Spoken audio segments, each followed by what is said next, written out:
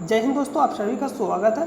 तो जैसा कि आप जान रहे हैं कि हम आपसे प्रॉमिस किए थे कि जो भी एग्जाम में पूछा जा रहा है उससे कुछ इंपॉर्टेंट टॉपिक हम आपको कराएंगे और उसी से रिलेटेड हम आपको प्रश्न भी कराएंगे। तो इस वीडियो में हम लोग उससे रिलेटेड जो भी कॉन्सेप्ट है, जो भी फैक्ट है उसको जानेंगे।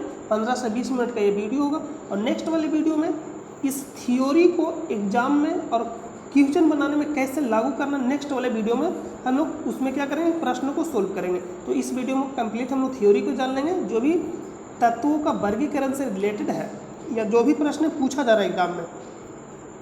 तो सबसे पहले आप इतना तो जरूर जानते होंगे कि वर्ग किसे कहते हैं और अवर्त किसे कहते हैं। अगर नहीं जानते हैं तो ये जो आप ऐसे जो देख रहे हैं इसको बोलते हैं वर्ग बोलते हैं, वर्त नहीं वर्ग।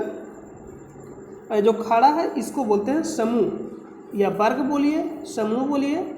और ये जो ऐसा जो क्षैतिज देख रहे हैं इसको बोलते हैं आवर्त या पीरियड। क्या बोलते हैं? आवर्त। और इसको क्या बोलते हैं? समूह या वर्ग बोलते हैं। ये ग्रुप भी बोलते हैं, ये भी आप याद रखिएगा। तो वर्ग की संख्या कितना, आवर्त की संख्या कितना, इतना तो आप जरूर जानते होंगे। अगर नहीं जानते तो भी हम बता देते हैं। वर्ग की संख्या टोटल आपका हो जाएगा 18। गिन सकते हैं आप, 1 2 3 4 इस तरह से गिनेगा तो टोटल कितना आएगा? 18।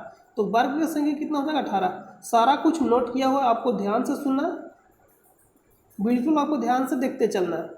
और आप इस तरह से ऐसे गिनेगा तो टोटल कितना आएगा? 7 गो। तो यानी आवर्त की संख्या कितना है? 7 गो। तो सीधा आपसे प्रश्न पूछा जाएगा ऊर्ध्वाधर जो ऊर्ध्वाधर कॉलम है उसे हम क्या बोलते हैं? ऊर्ध्वाधर कॉलम को, ऊर्ध्वाधर का मतलब होता है खड़ा। तो खड़ा जो है इसको हम क्या बोलते हैं? समूह बोलते हैं। इस तरह से ऐसे ऐसे इसको क्या बोलते हैं? समूह बोलते हैं।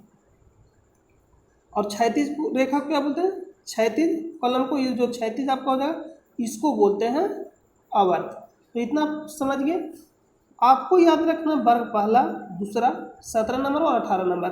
और एक आप याद रखिए कि कार्बन किस वर्ग में आता है, नाइट्रोजन किस वर्ग में आता है और ऑक्सीजन किस वर्ग में आता है। इतना याद रखना। और ये जो आप देख रहे हैं उपधातु आपको याद रखना। बिल्कुल दिमाग में फिगर बनना चाहिए आपको, किस तरह से छापना वो भी हम आपको बता देंगे। देखिए यहाँ पर आपको क्या करना है कि इस तरह से आपको याद रखना, खुद से इसे क्या करिए, कॉलम बनाएगा। जैसे ऐसे बना हुआ, ऐसे हम प्रैक्टिस करने के लिए आपको बता देंगे ऐसे क्या करना है। नेक्स्ट वाले पेज में हम लेकर आपको बता देंगे किस तरह से आपको याद करना है। सिर्फ अभी आप इतना ध्यान दीजिए कि वर्ग पहला को बोलते हैं क्षारीय धातु, वर्ग सेकेंड को बोलते हैं क्षारीय मृदा धातु, वर्ग 17 नंबर को बोलते हैं हाइड्रोजन और वर्ग 18 नंबर को बोलते हैं अकीरिय गैस बोलिए, नोबेल गैस बोलिए या शून्य समूह बोलिए, ये सारा बोला जाता है।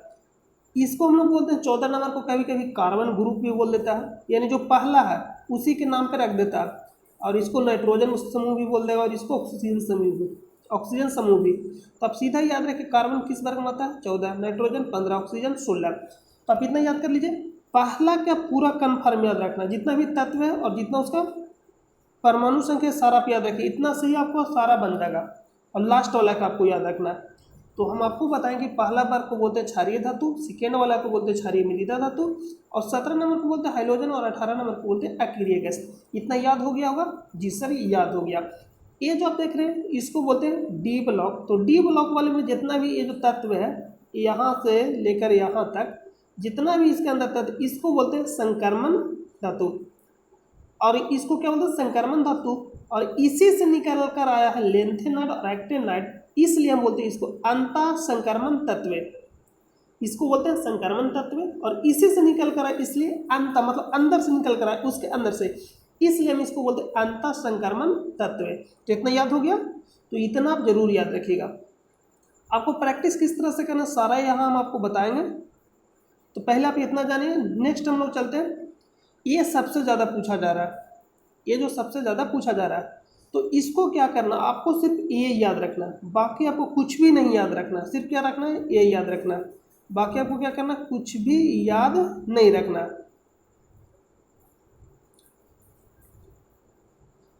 सिर्फ आप ये याद रखिएगा। तो ये जो आप देख रहे हैं, हम इसको बताएं कि वर्ग बोलते हैं, इधर ऐसे जाइएगा तो आवर्त बोलते हैं। तो वर्ग में क्या होता है कि आकार, आयतन, त्रिज्या, परमाणु संख्या और धात्विक गुण बढ़ता है। यानी आकार वर्ग में अगर मतलब ऊपर से नीचे जाइएगा वर्ग में, यानी समूह में ऊपर से कहाँ? नीचे, तो आकार बढ़ेगा, आयतन बढ़ेगा, त्रिज्या बढ़ेगा, परमाणु संख्या बढ़ेगा और धात्विक गुण बढ़ेगा।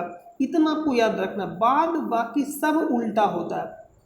यानी बाद बाकी सब उल्टा कहने का मतलब है उल्टा, यानी जो वर्ग में बढ़ेगा आवर्त में घटेगा।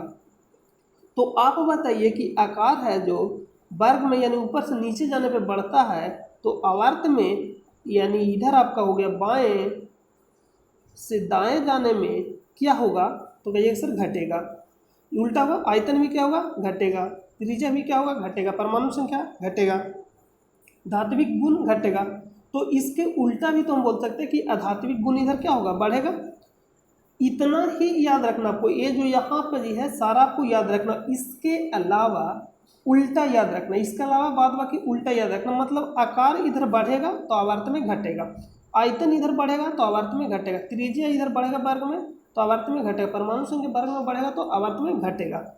अब क्यों बढ़ता है परमाणु संख्या, जैसे जैसे नीचे आएगा तो परमाणु संख्या बढ़ेगा, परमाणु संख्या बढ़ेगा नहीं, यानी कहने का मतलब अगर मान लीजिए कि इतना बड़ा और एक कितना बड़ा, तो इसमें त्रिज्या किसका बड़ा होगा, इसका बड़ा होगा, तो परमाणु संख्या बढ़ेगा तो त्रिज्या भी बढ़ेगा, त्रिज्या बढ़ेगा यानी लंबाई एक तरह से हम यहाँ लेके चल रहे हैं, तो लंबाई से बढ़ेगा तो आकार भी बढ़ेगा, आकार मतलब लंबाई, तो आयतन में क्या होता है, लंबाई चौड़ाई तो गुना होता है, मतलब आयतन भी ही बढ़ेगा, यानी सारा एक दूसरे से रिलेटेड है, और धात्विक गुण भी बढ़ेगा।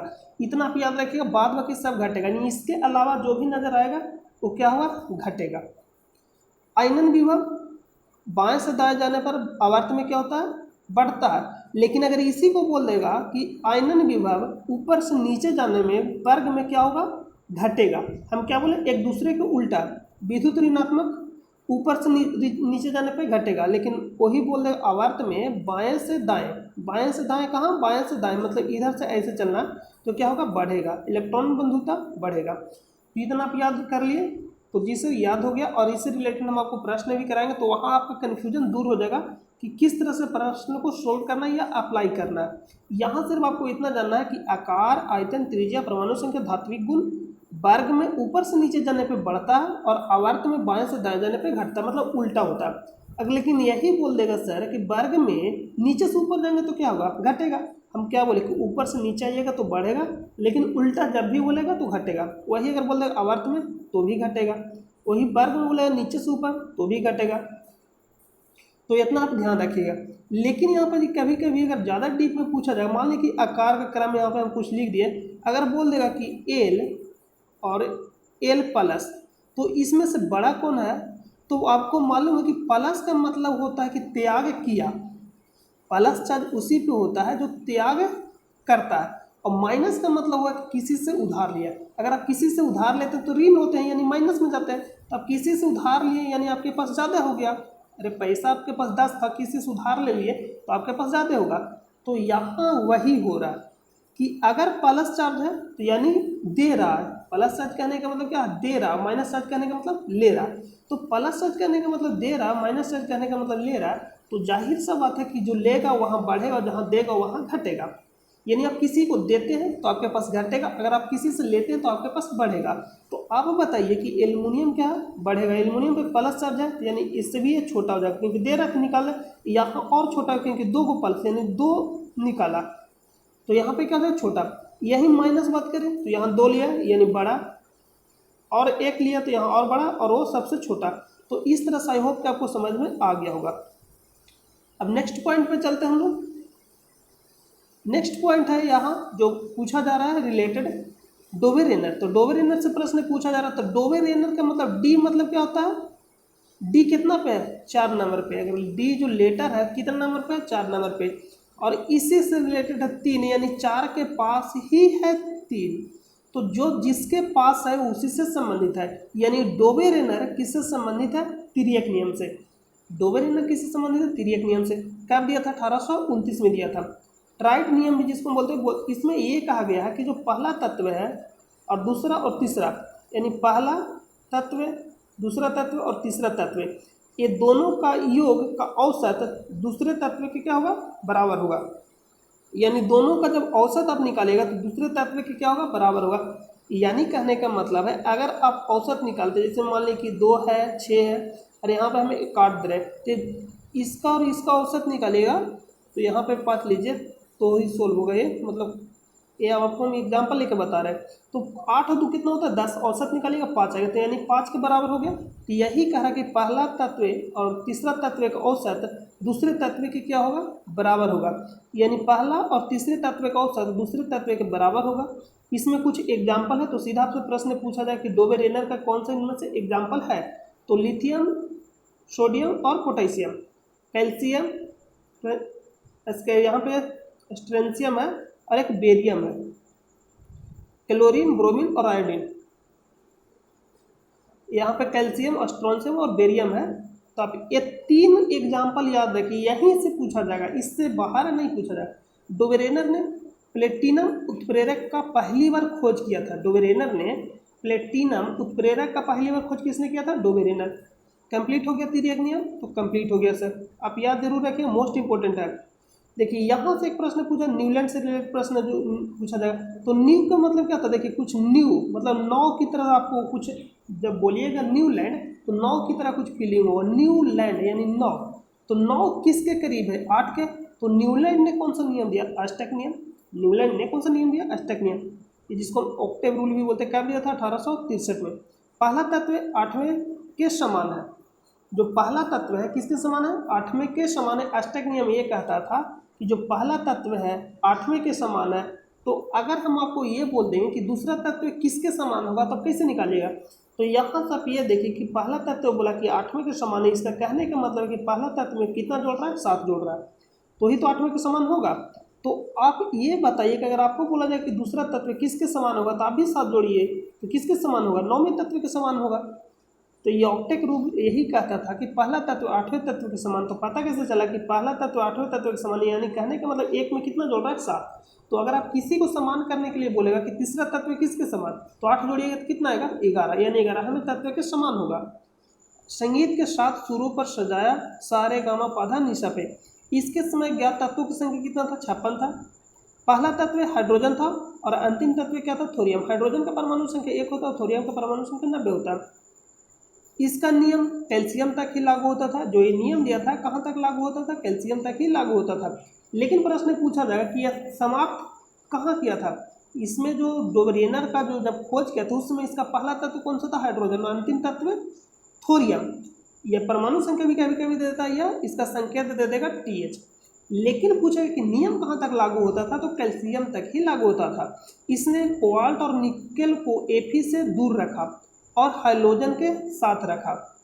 किसको, कोबाल्ट और निकेल को Fe से दूर रखा और हाइड्रोजन के साथ रखा। यहाँ प्रश्न ये पूछा जाता है कि Fe को कोबाल्ट और निकेल से दूर रखा, तो डोबेरेनर ने किस आधार पर सजाया था, तो किस आधार पर सजाया था, तो द्रव्यमान के बढ़ते क्रम में सजाया था। अक्रिय गैस नहीं खोजे गए थे उस समय, जब डोबेरेनर जब खोजा तो उस समय अक्रिय गैस खोजे गए थे, नहीं खोजे गए थे। कोबाल्ट और निकेल यहाँ पे संकेत है, तो इसलिए हम यहाँ लिख दिए हैं।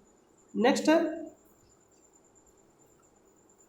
देखिए नेक्स्ट है कि लिथियम एवं सोडियम के गुणधर्म समान होते हैं। लिथियम, तो हम आपको बोले कि लिथियम क्या नंबर पे है, हाइड्रोजन, हीलियम, लिथियम 3 नंबर पे।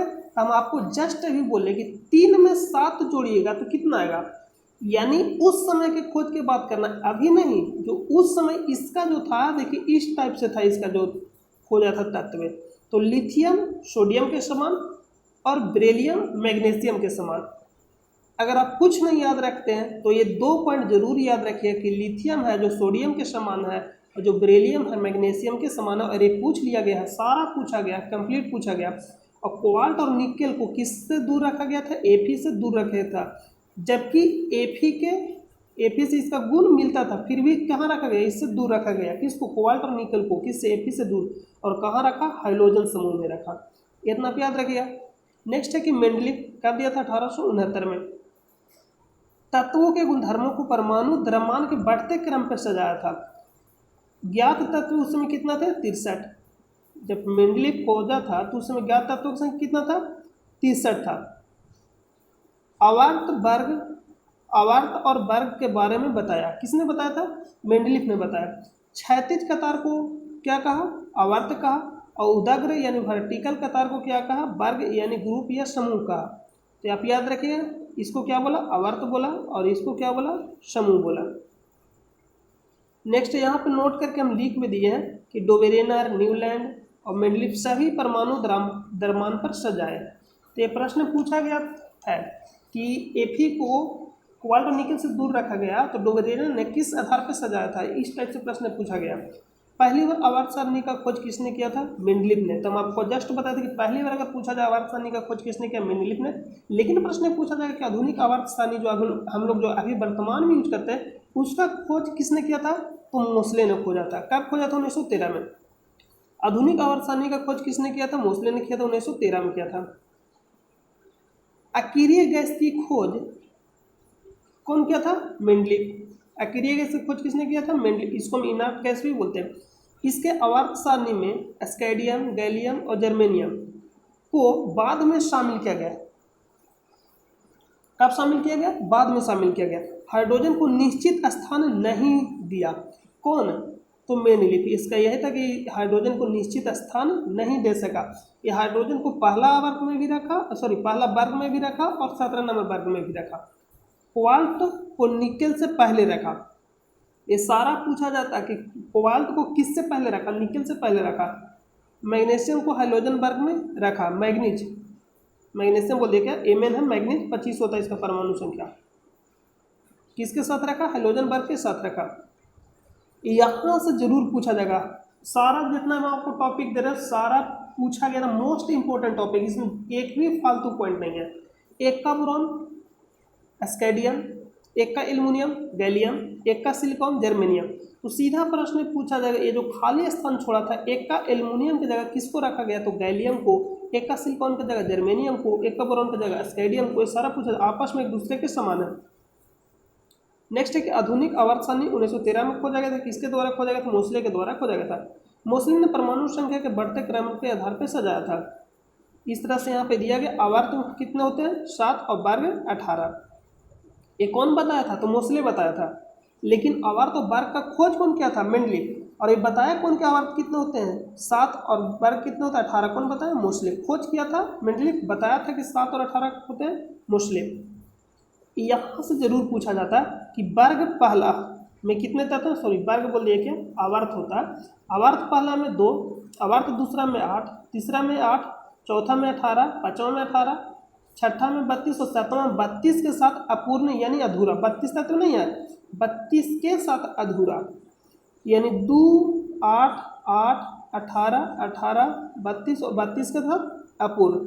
आप इस तरह से याद रखिएगा। ऐसा क्यों होता है इसका भी कॉन्सेप्ट है, लेकिन आपको हम अभी क्या बोले कि ज़्यादा आपको डीप में नहीं जाना, वही अभी पढ़ना, क्योंकि लास्ट टाइम एग्जाम के समय जो एग्जाम में पूछा जा रहा है। नेक्स्ट है, यहाँ पे हम आपको ग्राफ भी बता दिए कि पहला वर्ग को क्या बोलते हैं, क्षारीय धातु, और दूसरा वर्ग को क्या बोलते हैं, क्षारीय मृदा धातु।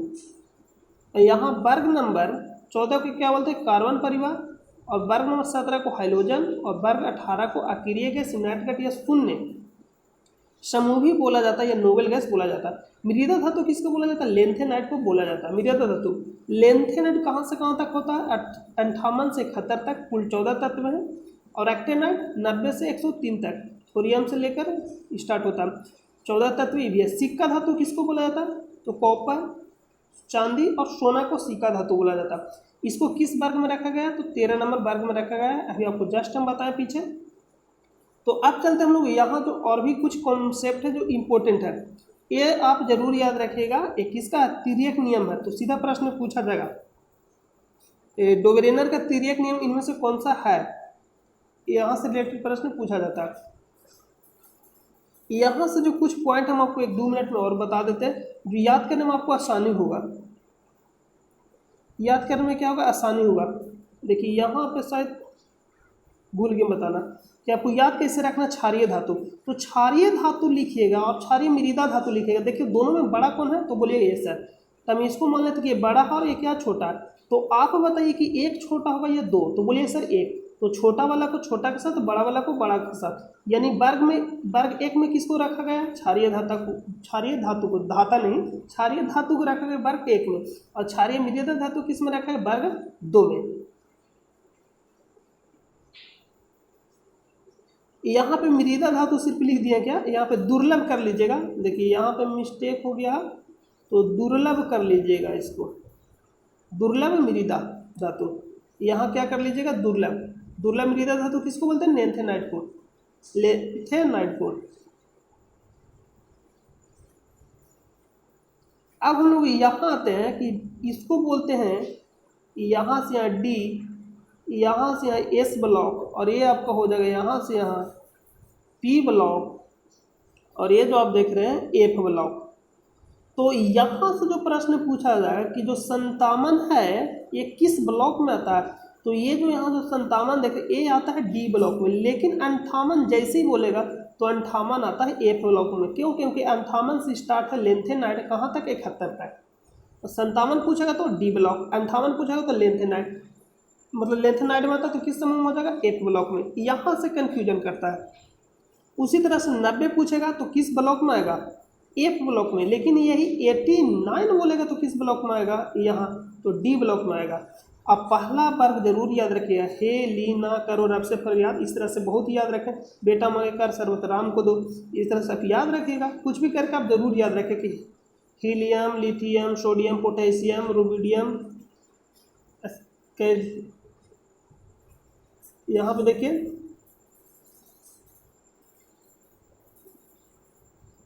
यहाँ पे लिखा गया ये जो आपको जब पोटेशियम हो जाएगा, रुबिडियम हो जाएगा, स्कैंडियम हो जाएगा, फ्रांसियम हो जाएगा, तो आप इसको जरूर याद रखिएगा।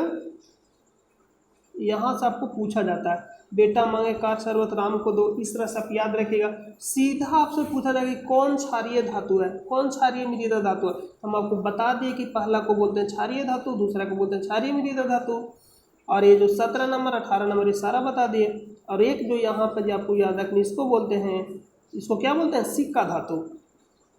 तो जो भी एक्स्ट्रा कुछ कॉन्सेप्ट बच गया हो उसको हम जब कब बताएंगे, जब प्रश्न हम लोग सोल्व करेंगे कि किस तरह से वहाँ आपको अप्लाई करना है, वहाँ हम लोग जानेंगे कि किस तरह से आपको अप्लाई करना है थ्योरी को। यहाँ तो आप सिर्फ थ्योरी जाने, लेकिन अप्लाई किस तरह से करना है। प्रश्न आप थ्योरी ऑलरेडी जानते हैं लेकिन प्रश्न पूछा जाता है फिर भी आप फंस जाते हैं, तो आप हम लोग क्या करें प्रश्न पे थ्योरी को किस तरह से लागू किया जाता है ये नेक्स्ट वीडियो में जानेंगे। तो आप थ्योरी को देख लीजिएगा और फिर नेक्स्ट वीडियो में प्रश्न को जरूर देखें, क्योंकि जो पूछा जा रहा है वहाँ मेन मैटर है कि किस तरह से बनाना है।